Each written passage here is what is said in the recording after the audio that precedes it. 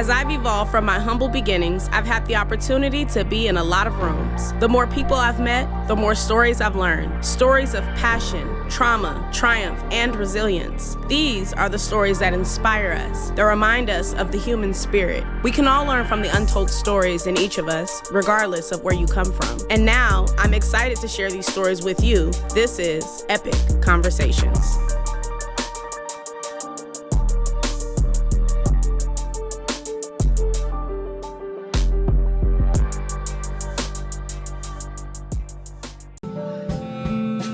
Hello and welcome. Thank you everyone for coming to this beautiful generational Black love event.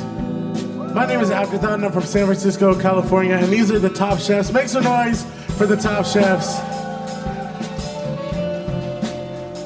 On saxophone, creating the beautiful Black and Filipino love that we have, Mr. Aiden Bryan and Mr. TJ on the tenor saxophones.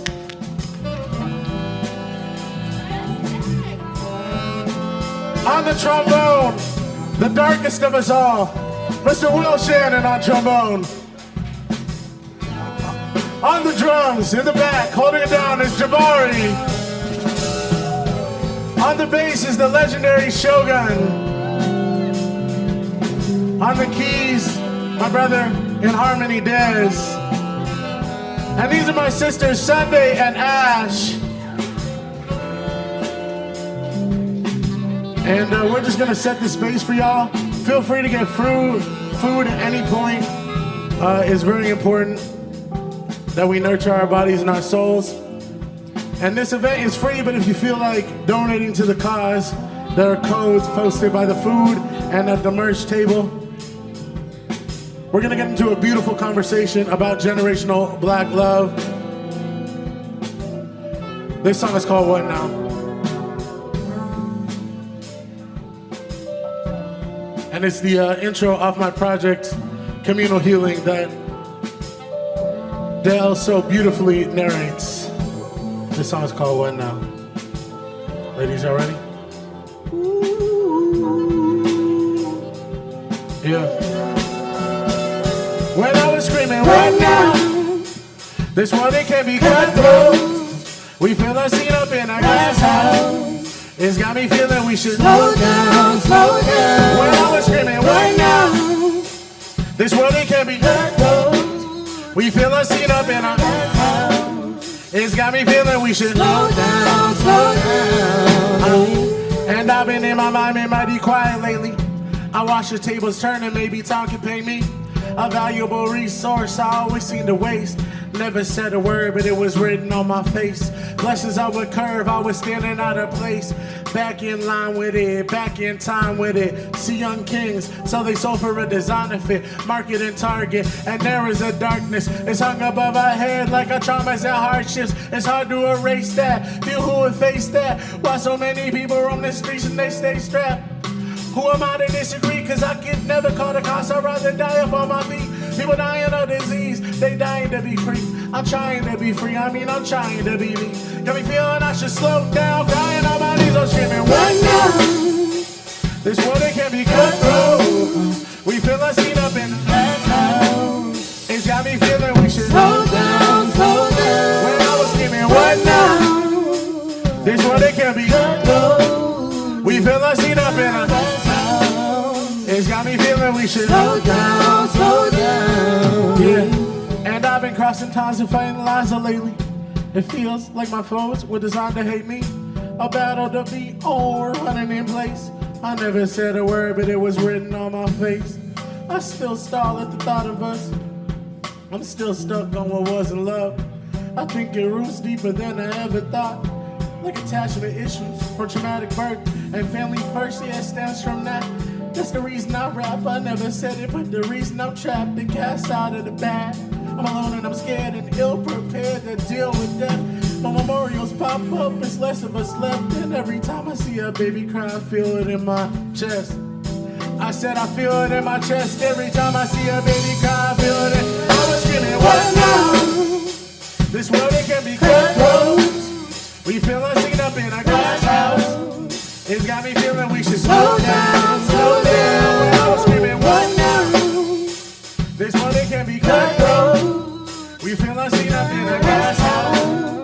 It's got me feeling we should slow down, slow down. Right now, the world it can't be cut down. Got me feeling we should slow down, slow down. I was moving right now, the world it can't be cut down. Got me feeling we should slow down, slow down.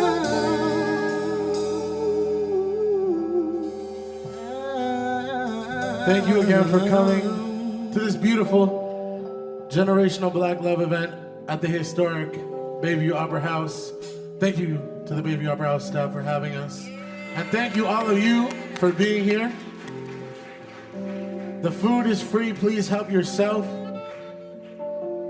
There are some amazing Black-owned vendors in the back if you want to shop Black, you know what I'm saying, which is a very important thing. We put our dollars back into our own community.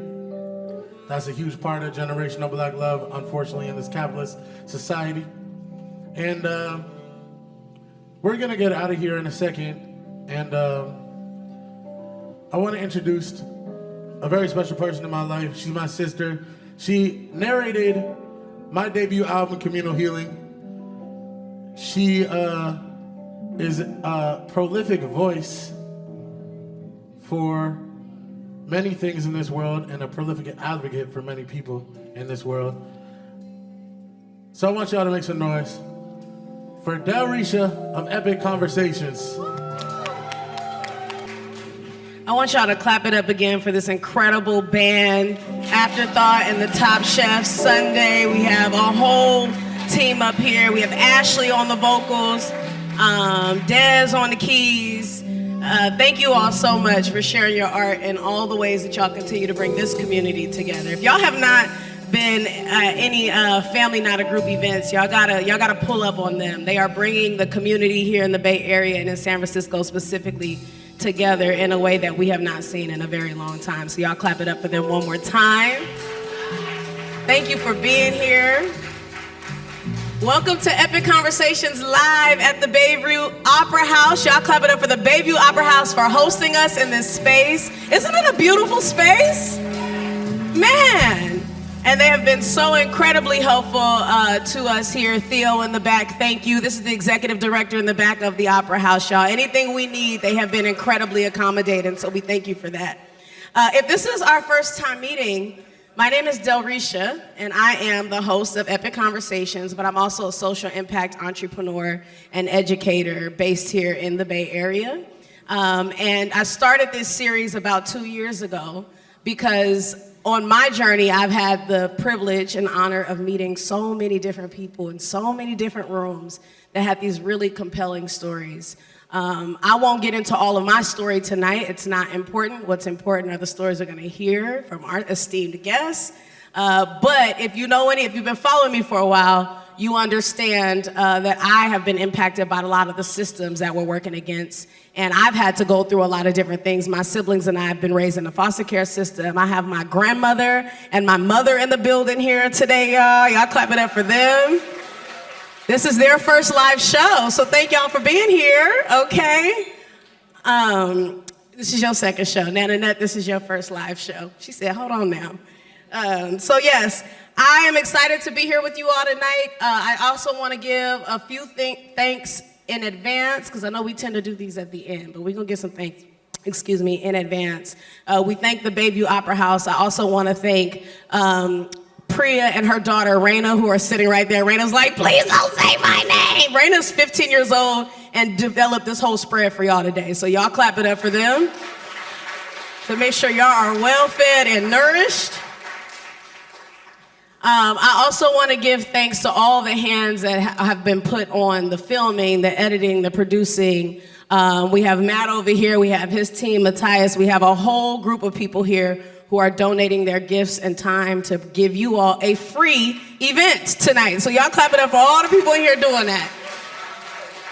So this is important to us to continue to build this community, to make it accessible to the people in our community. And so for Black History Month, we are really gonna ground on these stories here. I have another special thanks I wanna give, and he's not here, I don't see him right now, but one of my dear brothers and friends, Dante Lartigue of Raising the Bar. Dante is a former foster youth who founded his own business that houses foster youth in the South Bay area and provides lifelong mentorship. And he's brought his team and some folks who are benefiting from his program right now who are in this space today. So y'all clap it up for Dante and Raising the Bar, who was an incredible donor to make this event happen. All right, y'all ready to get into some things? So tonight we're diving into a topic that is deeply personal. We're talking about generational Black love.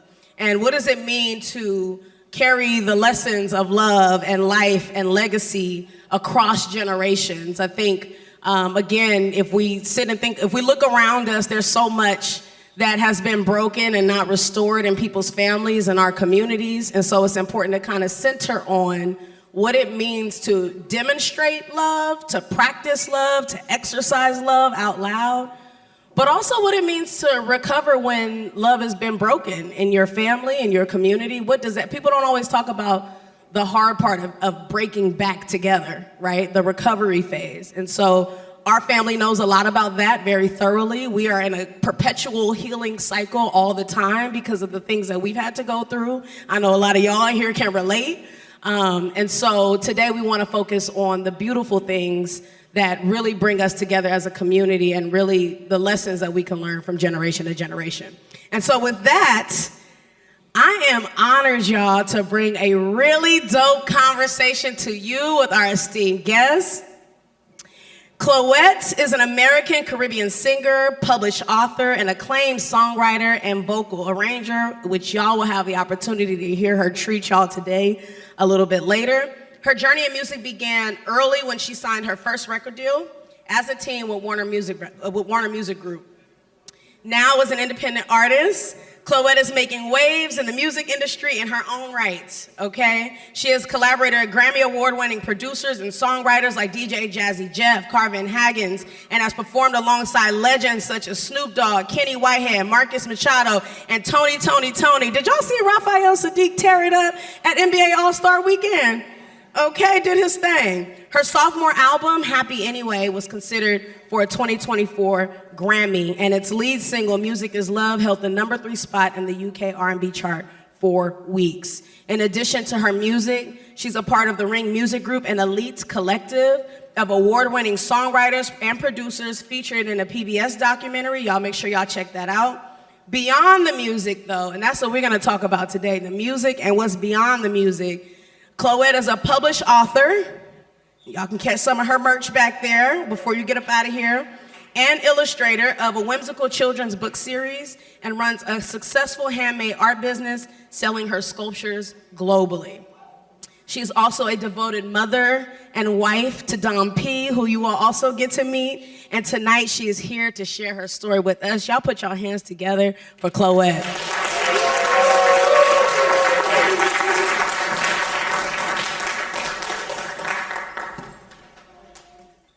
Welcome. Hey. The mic is on. First of all, thank you for being here. Thank you for I'm having really me. excited to learn more about your story, and I'm excited for everybody else to hear who you are. Yes. I think there's so much. So I met Clowette, y'all. I met Clowette and Dom P last year at the Blue Note Jazz Fest. And did we have a time or did we have a time? We had a time. We had a time. And we just became fast friends. So when we were planning this event, and you know, we settled on the theme of generational Black love, I was like, oh, we gotta get Clowette. Because she performs, but so does her husband. They're a team. Their daughter, Dream, is in the building. Y'all will get a treat from Dream. Y'all clap it up for Dream. She's 16 years old and producing incredible work. So y'all gonna hear all that. So to me, it was like a no-brainer that if we're gonna talk about generational Black love, we're gonna go ahead and bring this Black family up in here that's been doing this. They're making money together, they're growing together, and they're setting an example for their children. So before we get into the conversation, I want to start with a conversation with, what does generational Black love mean to you?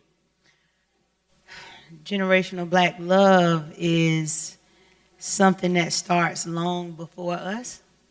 My parents have been married 54 years. My husband's parents been married 49 years. My husband and I, we have 8 children. I'm a mother of 8. I carried and birthed every last one of them. I had 80 fingers and 80 toes. And it's what you see.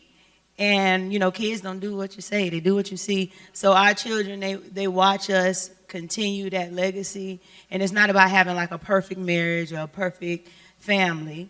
It's just about having what you have and being loyal and sticking to it. And so love is selfless. It's a fight. It's rewarding work. And that's how you keep it in the generations. You got to fight for it. That's a note to open this thing on up. Okay, because all my life I had to fight. Okay. So there are a lot of people in this room who are meeting you for the first time. Who is Clowette? I'm a lot of things. I'm a mother. I'm a wife. I am an artist. I'm a singer. I consider myself a humanitarian. And I'm spiritual. And I'm a person. I'm a real person. I've been blessed with many gifts and talents. And a lot of times, sometimes we don't know exactly what to do with them. People that have multiple talents, it's a little different from somebody that may have a singular talent. Not to throw shade at somebody who just has one particular talent or gift, but someone that has multiple gifts and multiple talents, I think, is kind of, it's a rough road for us. Because, you know, it's hard for people to understand. You know, it's hard for them to understand how can you be this good at both of these things and I only can do this one thing or I can't do anything at all. So you live in a society that doesn't readily accept, you know, you being that like multi-talented person. So it's a lot of like growing that I had to do. I had to learn how to love myself. I think the greatest discovery is to find that you want to love yourself.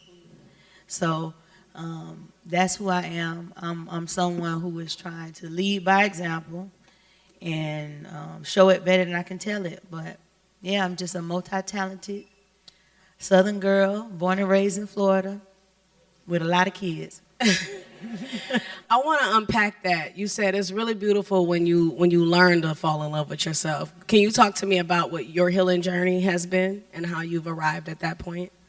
Yes, well, I know I suffered a tragedy a few years ago where I lost my only sister tragically, and we were inseparable. Anybody who knows us knows it was me and her connected at the hip.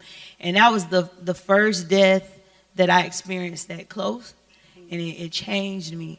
But my sister, she loved me so well. She took such good care of me to the point that I didn't realize what I didn't feel about my own self and what I wasn't doing. So I was like forced to continue to like love and cherish myself the way my sister did if I wanted to survive.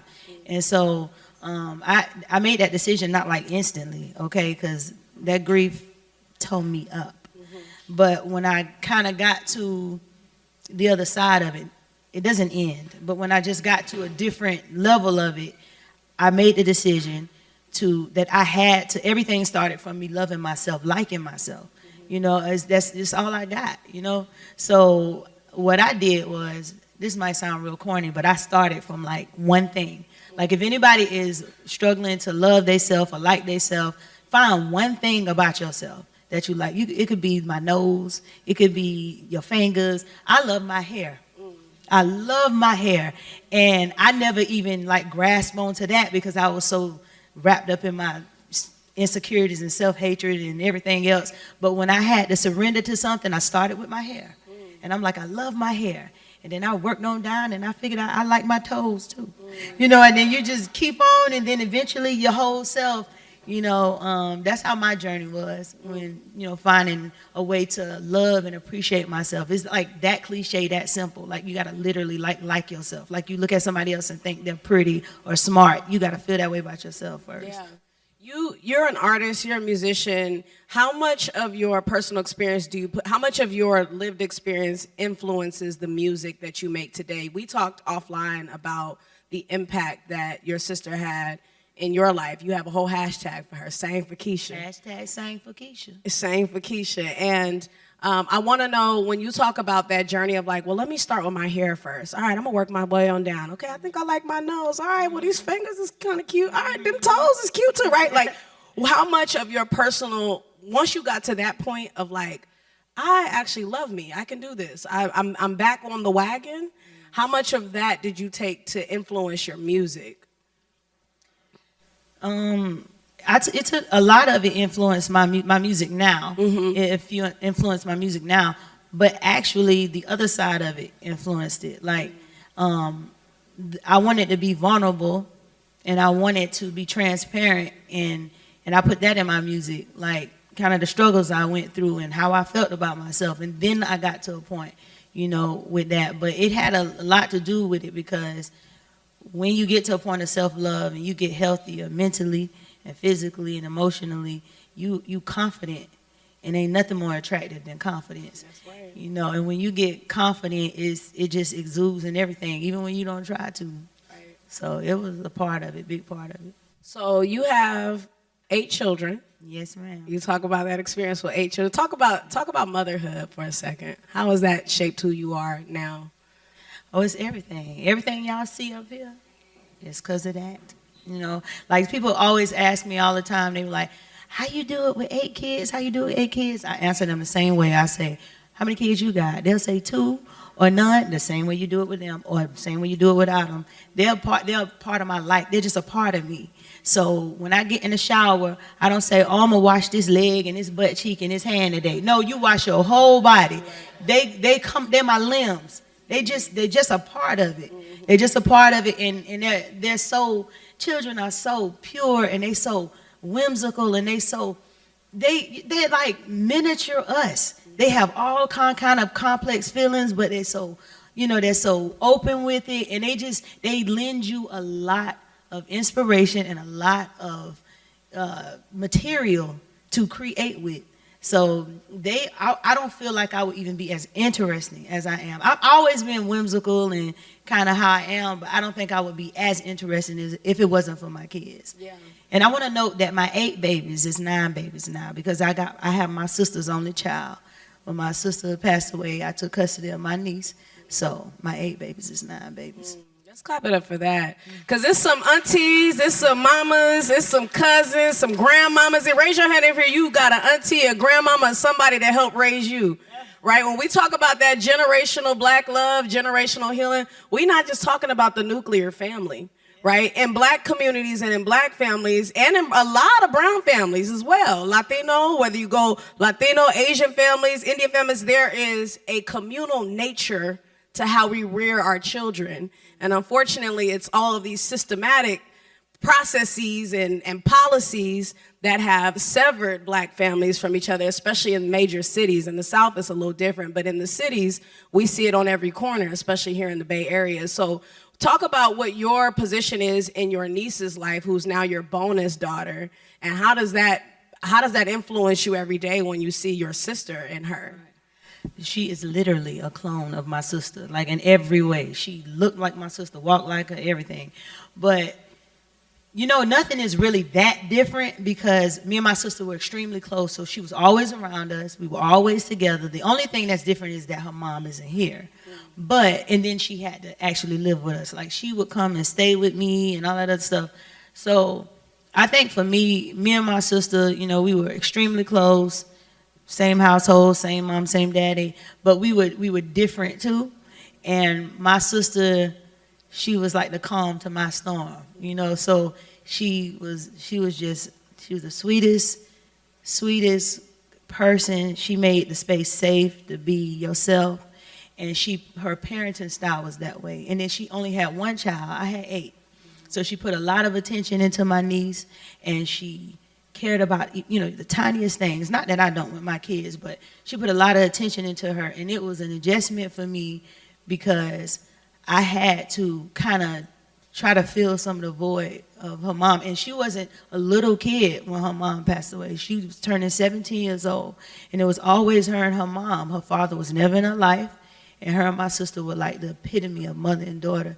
And she already was who she was. She already, that was her life. So it was difficult for me to, because I couldn't be my sister. But I was careful to handle her in a way that I feel like my sister would have. And we were so close that it's like she still give me advice, because if I'm wondering about something like, how would I do this? I can hear my sister saying, child, don't worry about Bree. She'll be all right. Don't get her that shirt for the graduation. She will be all right. And I feel confident when I'm dealing with her, because I was just so intertwined with my sister. We talked about everything. We shared everything. So it was crazy how she almost set me up. Not even just to have her child. She set me up to survive without her. I said, she took such good care of me when she was alive, and then she saved me in her death. How powerful is that? That's who she was. And so my niece just came into the fold, and we just did what we did, and I'm just finishing the job. And as far as my kids, I had to deal, because my kids were very close to my sister too. Like she was like a second mom to them. And I watched children grieve from a baby to, teenagers. And our youngest babies at the time, they're twins, and they literally stopped eating. One of them, we had to put him back in the hospital. They had to put a feeding tube in his nose. And the doctor deemed it as being affected by the death, because he said it can affect up until a newborn baby, because we changed. I was devastated. I was sick. I couldn't barely get out of bed. Like everything changed. The routine changed. They were seeing daddy scrambling, doing stuff that I was just paralyzed and couldn't do. And so I had to deal with all these different types of grief that I never dealt with, and it was challenging, but it made me stronger. It made me understand my children more. It made me understand being a mother more, and it made me see how much we are so much the same as kids. Mm-hmm. Like they're just little miniature versions of us. You talk about, you have another hashtag. Clowette got the hashtags, okay? But one of your hashtags. Well, but one of them is healing on purpose. Yes, ma'am. And just even right now, as you're bringing yourself back to that depressive episode as you were grieving, there's people in here that I know personally that are in this room who have either dealt with depression or are in that constant cycle, right, of like getting back and then kind of falling back, getting back, right? So for you, with your hashtag and kind of this new lifestyle that you've shared with me, how did you navigate that depression? And tell me about this hashtag healing on purpose. Well, that healing on purpose, that's exactly what I decided to do. I decided to heal on purpose, not like by default or because I had to for my kids or because of anything else. I made that decision to heal on purpose. I didn't want to get through it. I didn't want to just be strong enough to take it. I wanted to heal. I wanted that wound to heal. And it's still healing. And it's not that it doesn't hurt anymore, but I wanted to heal to a point where I wanted to be who I needed when I was little. I wanted to be who I need when I'm broken. And I had to heal first, or I'll destroy everything in my path. So I made that decision, that conscious decision to like heal on purpose because I wanted to for this reason, not for nobody else. And that's kind of where that came from. So what did you do to heal on purpose? One of the first things I did is I fixed my health on a physical level. So I went raw vegan for 8 months straight. This is not saying that's the only way to heal, but I went raw vegan. No cooked food. Nothing hot, nothing No cooked food, only fruits and vegetables for 8 months straight. Raise your hand if you think you could do that in here. Okay, a couple little hands. Everybody like, I don't know. And everybody who ain't raised their hand, y'all could do it too. Y'all just don't want to. But I went raw vegan because I just, we all have our little like health, things that we know about, we want to try. And that's just everything I've tried, everything I've looked into, it's just simple. Less is more. Mostly everything, what the Creator gave us is always the answer. So I did, I had my little research and I did it. And it was that healed me, like physically. But I started to implement intermittent fasting with it. And not just like, oh, I don't eat for 6 hours or something. No, I intermittent fasted for a minimum of like 18 hours a day. And you have to intermittent fast that long in order for the magic to start happening inside. It reversed me. And after 3 days, I wasn't depressed anymore. And so the fasting healed this. And the eating healed my body. So once I got in a healthier state and got like the toxins and the trash out my head, then I was able to like take it to new heights. So I was able to think clear. I didn't have brain fog no more. I wasn't depressed like I was. I wasn't suffering from anxiety and panic attacks. I was just able to actually function. And I got that from the raw vegan and the fasting. And then now I'm not like fully raw vegan anymore, but I eat mostly raw vegan. But my goal was I wanted to get myself to optimum health that I can do what I want to do. So if I feel like going somewhere and I feel like having me a cheeseburger or some pork chops, I'm going to have it. Because my system is functioning good enough to where it can digest it properly, it can get rid of it. It's not the most that's in my system. It's not taking over everything. So that's what I did. And then I took things to another level. Now I run marathons. So I just finished my first 19-mile marathon a couple weeks ago. Incredible. Congratulations. No walking, no stopping. Straight through, and I could not run one block without feeling like I was gonna die before I started training. How did you condition your body for that? How did you prepare for that? I ran 4 times a week, and I still do it right now. I ran 5 miles today before I came here, and I started out like little by little. Like I said, I could only run one block, and when I got to the end of that block, I felt like they was gonna have to write my obituary. But I kept on every time I did it again. I held on to that for a few times, like a few days, and then that next week I said I'm gonna run 2 blocks and then walk the rest. And with marathons, because I had signed up for a marathon before I knew I could run it, because that's how dangerous I am. And I had to do it because I'm so indecisive. I had to ink it and pay that money because I wasn't gonna lose my money. And I was like, I'm gonna do this, and that's what made me do it. But with marathons, all you have to do is be like 15 minutes or under to do a marathon. I don't know if anybody knows that. So you can walk marathons. You don't have to run them. You just got to have it at a certain time. So I would run, a little bit, and then when I walk, I would just try to keep that time. But me being the competitive beast that I am, my app never taught me to. I just told my husband this, like right after my race, after I did the 19-mile marathon, my app that I used to help me train, it never trained me to run the whole thing.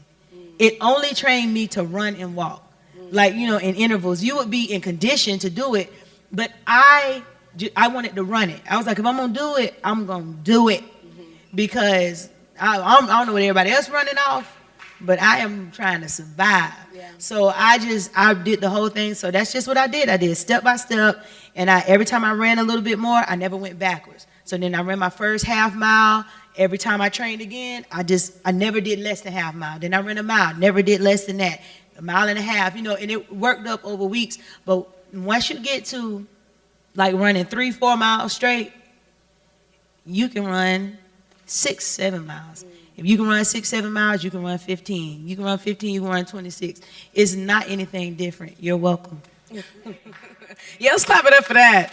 You seem really disciplined. Have you always been like super disciplined?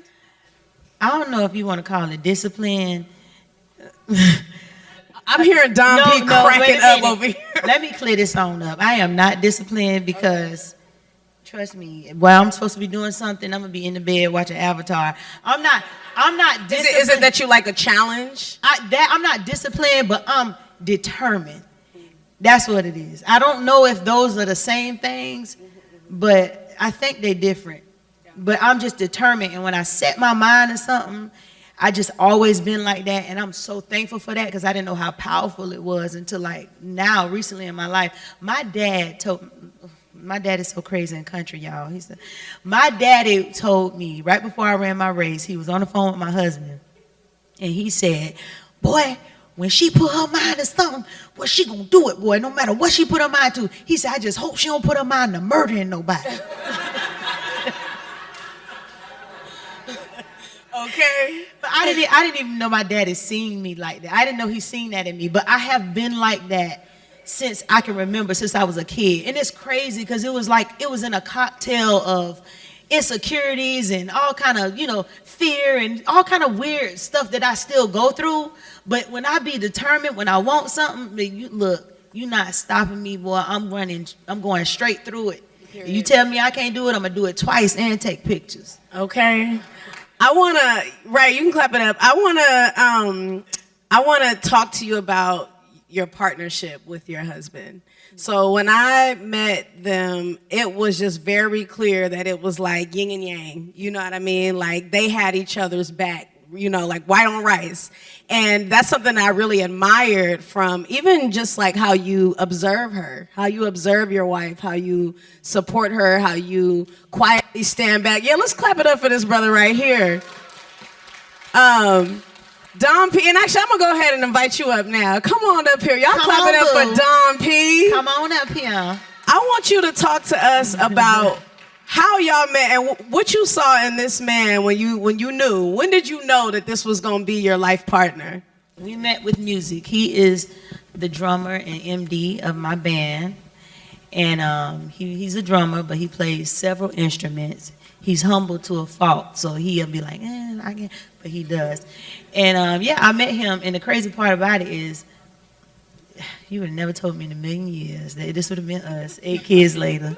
Because I don't know, he's always been so like mild and meek, and he's just like the opposite of me. I'm like this ball of confusion, and he's just like, and I honestly didn't even notice him. I didn't notice him until my sister made me notice him, and then I was like, hold on, wait a minute now, and then, but I was moving, so my brain be having so many tabs open, and so he just was, that's what I loved about him. I love how humble and meek he was, and that he not intimidated by my greatness, and he support everything, and he's great, but he's not intimidated by me being, a woman, and me doing all of these different things. He support every single thing I do. And he was just, you would think a man that's like really meek and mild, that some, men put him in a category like maybe thinking he's weak, especially with a wife like me. But he's very strong, because I think a lot of men would be insecure with a woman that mine kind of function the way mine do. Yeah, give us some hope out here, okay? Where the firecrackers at? Firecrackers? Okay, because they keep telling the firecrackers, man, you ain't gonna keep no man. It's some firecrackers that's keeping men's, okay? Don P, introduce us to who you are, and what does generational black love mean to you? I'm a father of 8, plus 1, right? So I've had experienced a lot of things in life. So like my wife as well. I lost my sister. I was 18, 19. And that was a blow. That was the last time I can remember feeling. I don't know if you understand what I mean by that. So, nobody believed in me like Erica, right? I was her baby, I'm the baby boy. I got an older brother, but our age gap is so big, so by the time he graduated, I was just like 2 or 3. So we weren't in the household together. So our relationship was different. But me and her, we were there together. For me, it meant a lot, what she did for me growing up, and I could never receive that I never received it anywhere else until I met my wife, which I got that from Keisha. That's my sister. Keisha y'all. took over from where my sister was. She took over that space. She took that space over.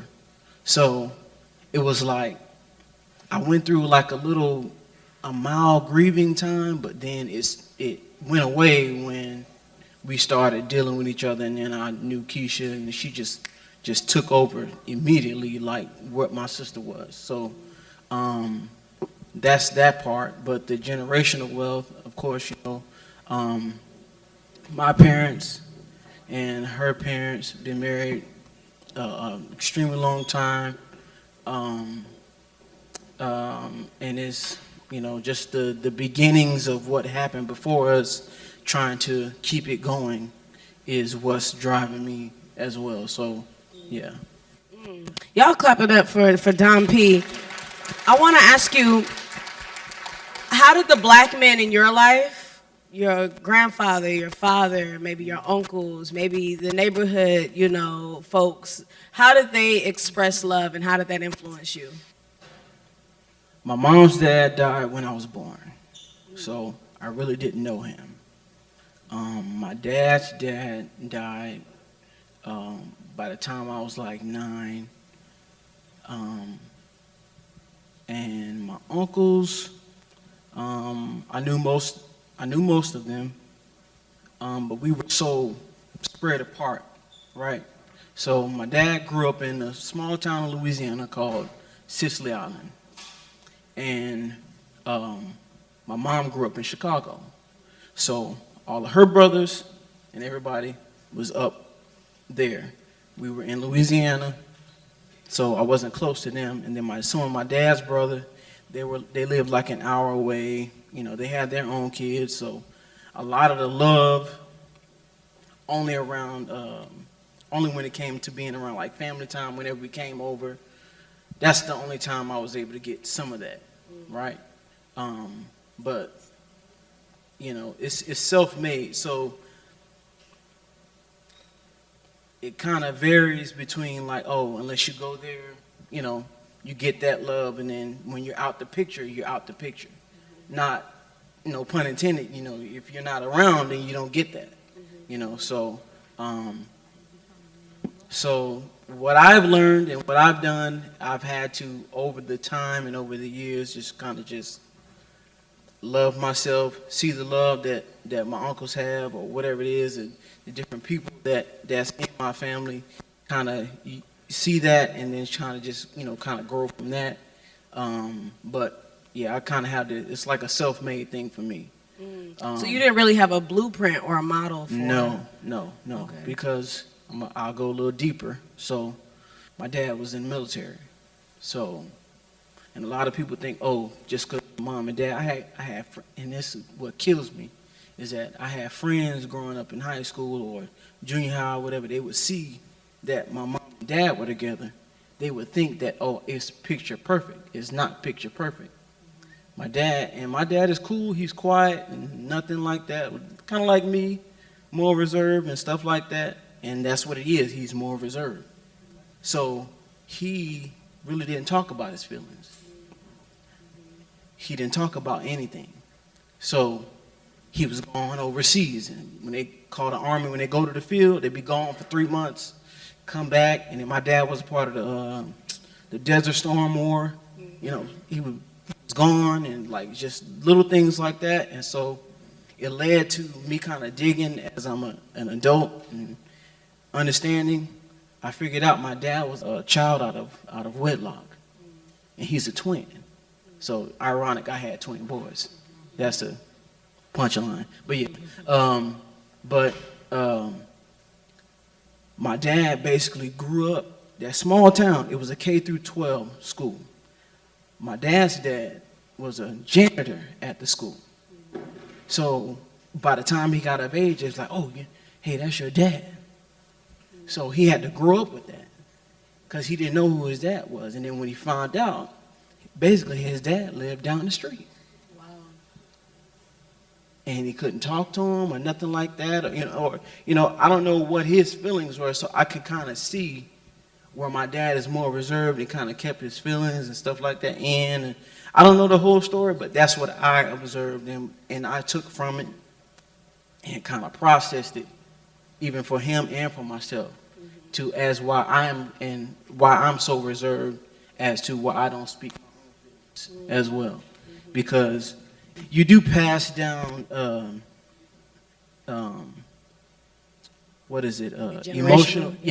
generational emotions as well. Yeah. We get that from fathers, grandfathers, all of them.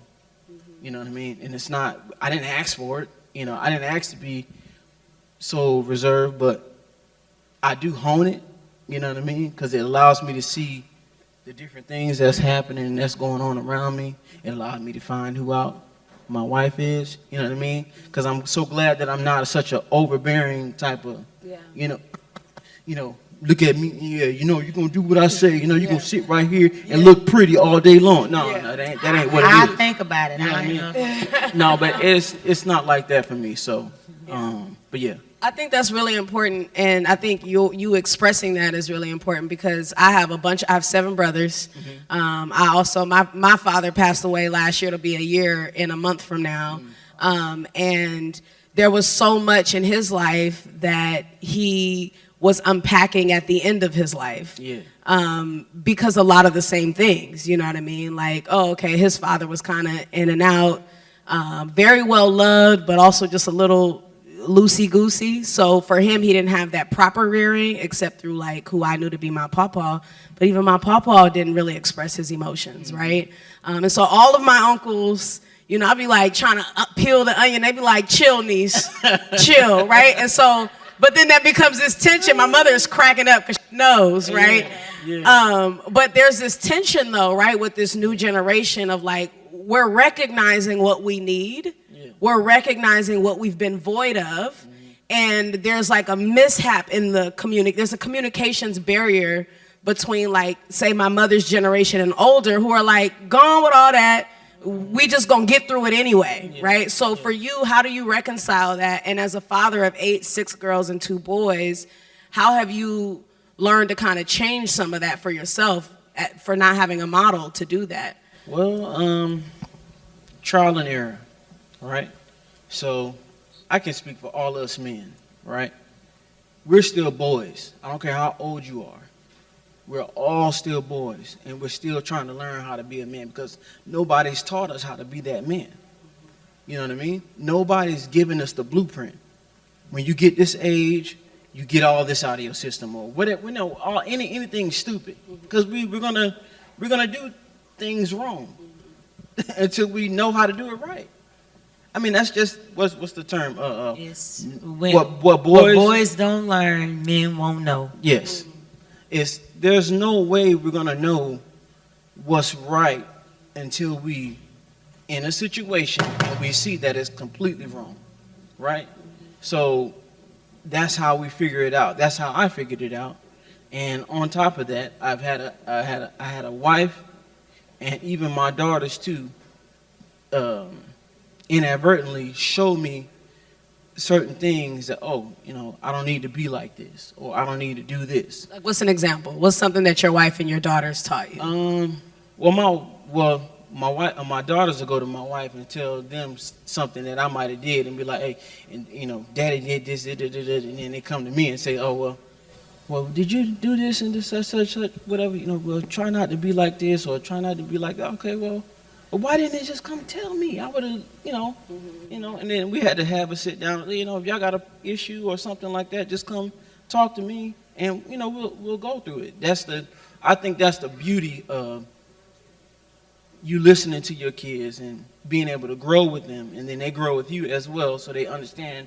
We understand each other as well because they have feelings just like I have feelings. You know what I mean? So I think it helps build that relationship that's being lost amongst parents and father and daughter or parent and children. Yep, go ahead. I would want to add something about the boy conversation and the men conversation. So out of the 8 children we have 6 girls. We have 6 daughters straight. And we were not trying for a boy. We were done at 4, but the TV broke. No, okay. So we have 6 daughters straight, and our babies are identical twin boys. And I often say this, I kind of spoke to you on this. I have a father, I have brothers, I have cousins, I have a husband, but it took me to have my own sons to really understand and care and respect boys and men and really know how precious they are. So, boys get treated like, they get a certain age. Boy, stop crying, stop, punch him in the chest. No, they need soft love longer than when it stops. I think that they are taught long ago that they can't feel a certain way. Yeah. They can't express or show their feelings a certain way. Yeah. And this is something that I think that you learn from our boys, because our boys are also on an autism spectrum. Mm-hmm. So they have an interesting way of conveying their feelings, and then on top of that, they're boys, and it forces him as a father to be what he needed when he was a little boy to them, and then it forces me raising the boys. It made my respect deeper for my husband. Nothing did that but that, and I don't know why. And I'm embarrassed to say that, but I didn't not respect him, but I also was caught up in being me.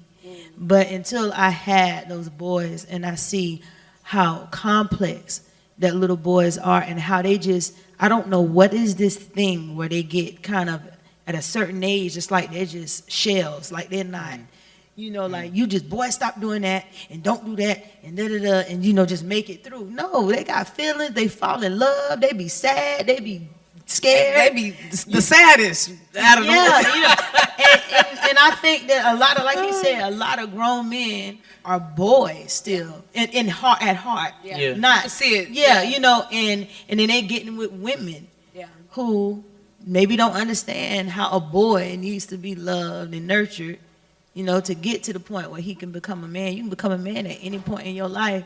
So, yeah, that's why some men still be mama's boys in a lot of ways. Seriously, really, because they're still yearning. They still need some of that nurturing, and it may have been done too much, too long. But they know they can get it from their mama. Right? And there's nothing wrong with that, but you got to know how when to separate your wife from your mama. That's right. That's the key. That's the key. Tell them. Just wait a minute, you got the women, but you about to lose all your male counterparts. It's the truth. It's about being transparent. I'm not I guess I was a mama's boy because my dad was going out the picture a lot. And they were still married and all that, but my mom had to take me to school or whatever it was, so I was with my mom mostly, and my sister. So once I did get my wife, and we had our relationship issues and problems and certain things like that, and when I realized that, no, I want to stick by my wife, and that's what the Bible talks about. You leave your mother and father, and you cling to your wife, and you let nothing break that, because God married us, nobody else. You're not married to your mom. You can't have intercourse with your mom. You can't love deeply for your mom. You can't have children with that's just that's what it is. This is my wife, and I'm sticking to my wife, and whatever we have, you're gonna respect it. You gotta force that respect. Even if it's not given, easily, you gotta force that, and it's gonna show their true colors, and that means that they might not have been for you all along. I think that's another thing too, opposition with men, with black men and black families going through opposition and trying to face opposition, because when you don't go through that and face that, you're not really, I feel like you're not really living life, because if it's something that you want and all the stars are aligning the way they need to align, you missing out. And if you chicken out, be like, nah, you go away and you leave a woman alone, or even if you already had a kid with her and all that stuff, man, no, you gotta make it work. Some kind of way, you gotta make it work. And if it doesn't, okay, you tried it, give it your all. That's what loyalty is all about. I think that's what we have, and that's what it's all about. Love and loyalty. Not just jumping from the next chair to this chair, to that next black chair, and that next black chair, or her butt bigger, or man, bump all of that. It's about love, and you seeing who that person is in their heart. I think that's a lot of problems that's going on too now with generational black wealth. I'm seeing a lot of brothers in this room nodding their head. Y'all clap it up for that bar. He in here dropping bars. I want to take maybe five, not more than 10 minutes before we turn this over, because I actually want y'all to hear them together. It's an incredible dynamic trio, because Dream right here be busting down too, okay? But first, before we depart, two things. The first is, I want you to tell me about the traditions that you all have established in your family, because I was on your Instagram and y'all had a movie party. And that movie party looked lit. That movie party was okay. lit. Yeah. Talk to me about the movie party, and then I want to learn about your book. But let's talk first about what are some of the traditions that you all are establishing in your family. Because one of the things so we had a conversation before this a couple weeks ago, and just kind of thinking about some of the things that we wanted to talk about thematically. And one of the things that really stood out to me was first the movie party, because the thing looked like it was jumping and they went all the way in on the movie party. But then secondly, I learned that none of your kids have phones. So I'm hearing a collective, so I want to hear about, so like y'all are building a lot of new traditions in your family right now that your babies will take with them for generations to come. Talk to me about some of your traditions. I'll start that one. So, short and sweet. Our oldest daughter. Got her a phone. Some of her habits started to change. I didn't like it. Mom didn't like it. Took the phone.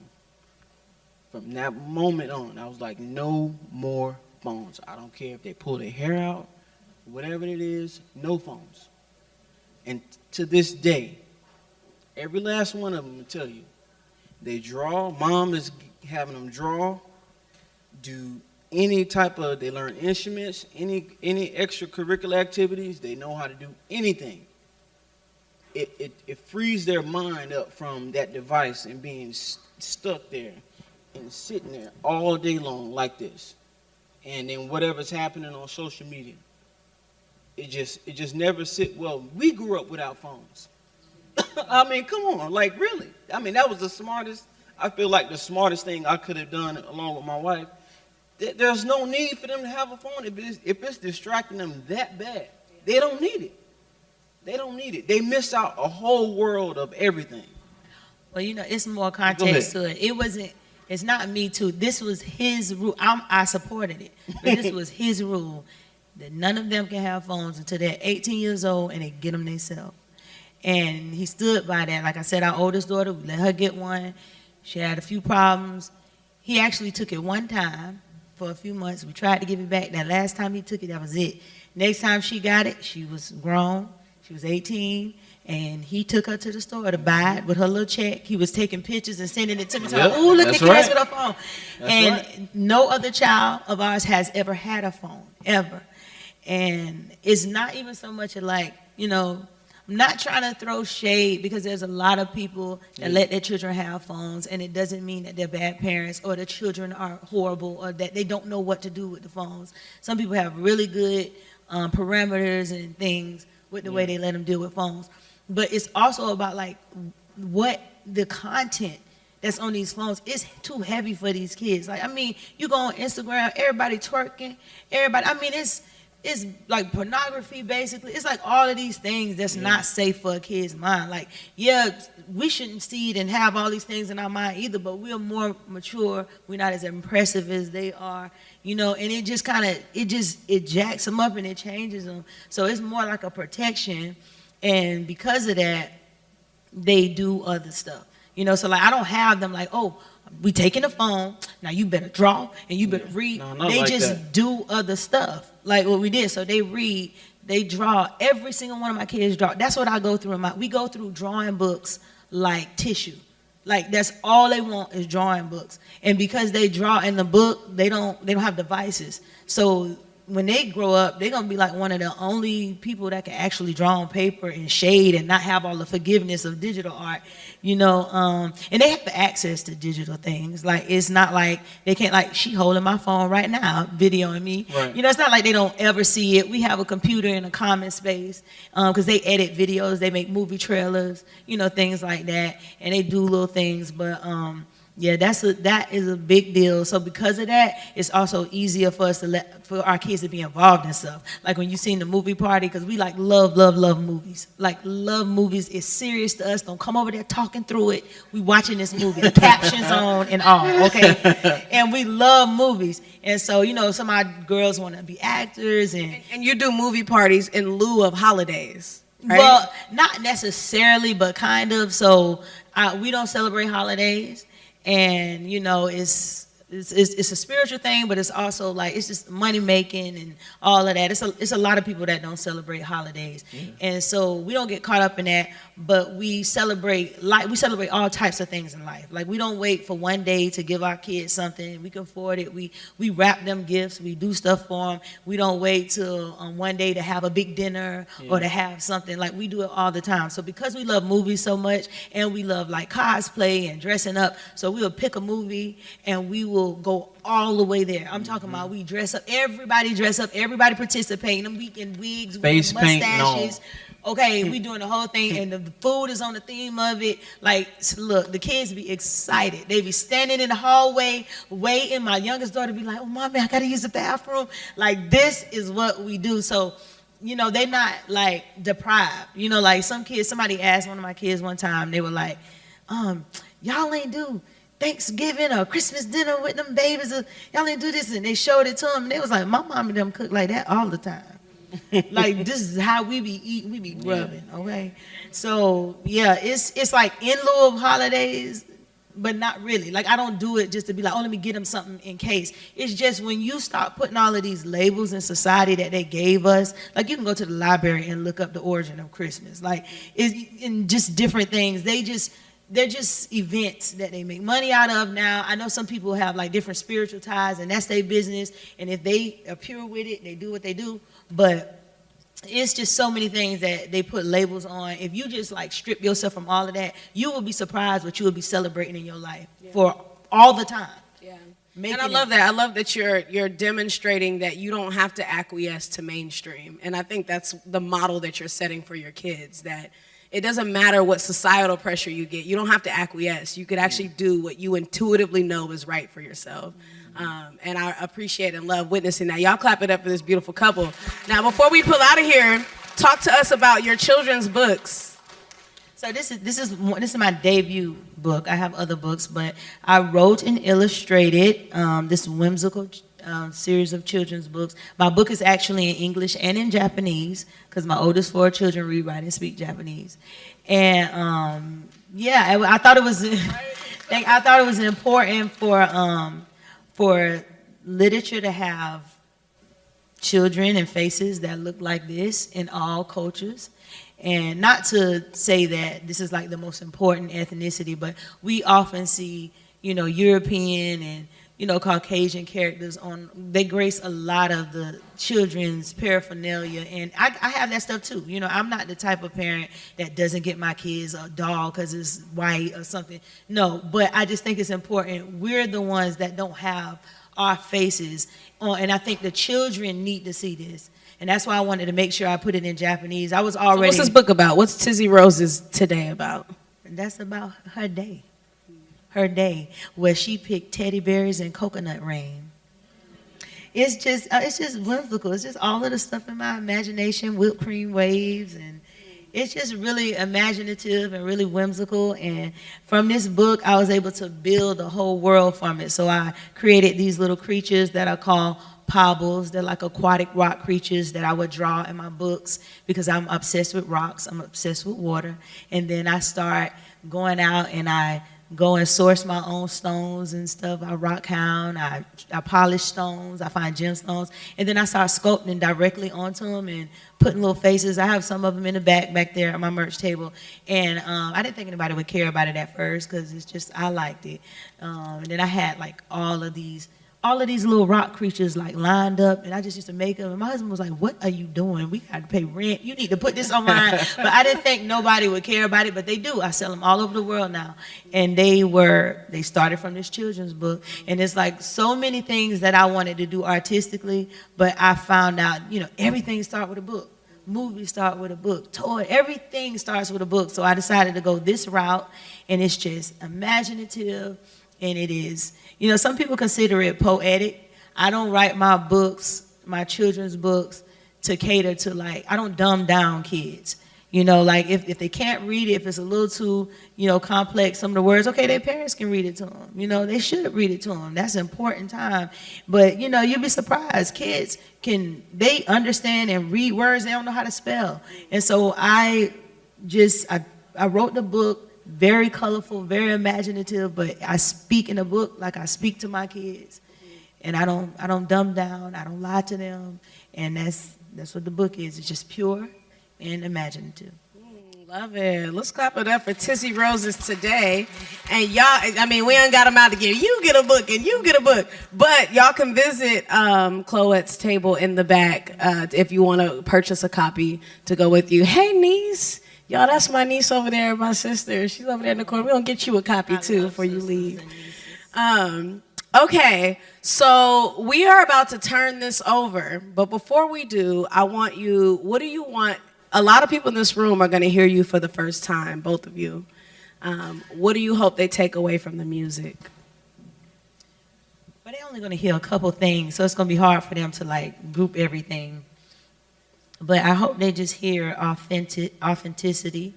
I don't have no auto-tune. My mic be on. And just what you hear is what you get. And I'm gonna sing an original song, and then I'll do a little cover for y'all too. But my original song, listen to the lyrics. I be talking about things that are real to me. I was talking about my health. My song that I'm gonna sing is called "Glowing." So my album, you can download it and stream it anywhere you download it. Y'all can download and stream all my music too. Just type in Clowette anywhere and you can find it. But that's really about my health. I was speaking it into existence because when I wrote the song and when I recorded it, I was fat, sick, and nearly dead. But now I'm the epitome of what I was talking about in the song. I was working on my health, but I was in bad shape when I wrote that song. But I was just talking about glowing and in my best health. So I hope that they take authentic originality. I write all my music. I vocal arrange it. My husband produces it, and both of us were Grammy-nominated for 2024 for Best R&B, Most Progressive R&B Album. I didn't win. But they talked about me. But raise your hand if you've been Grammy nominated in this room. Okay. But, it's actually a lot of Grammy nominees. That's the dirty truth. I wish I wouldn't have found out. It was 1,000 of us. But it's just, and we keep it in the family, and it's not anybody that is young or wanting to do that, or somebody that's not young and they want to aspire to do music or artists. It's not rocket science. It's not as complex as you think it is. It's just do it. You'd be surprised how many famous celebrities that you look up to that completely don't know what they're doing. And they just doing it as they going, and you just think because who they are, you're like, oh, that's good. And they yeah, it is good. But, it's we people. Everybody people. So I want y'all to take out of just that I'm a person.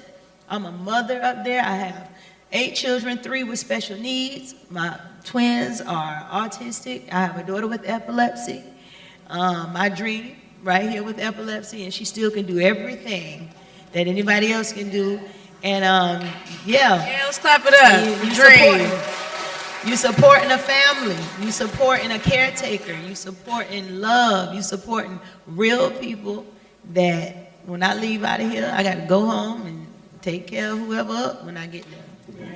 And you have a show coming up. You want to talk about your show that's coming up? Yes, I have a show coming up this Saturday in Sassoon. If you don't know where Sassoon City is, I think it's about Fairfield and Vallejo, yeah. Sassoon City is at the Marina Lounge. Some people know the Marina Lounge. Yeah, I have a show there, so that's my full show. So if y'all like anything y'all seen tonight, if you like to hear that, then you can come in and hear some more. Yeah. But, yeah. Y'all clap it up for this beautiful couple. Thank you. Did y'all get something out of this conversation today?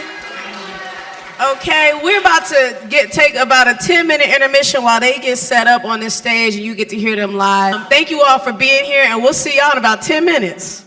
We can all learn from the untold stories in each of us, regardless of where you come from. And now, I'm excited to share these stories with you. This is EPEC Conversations.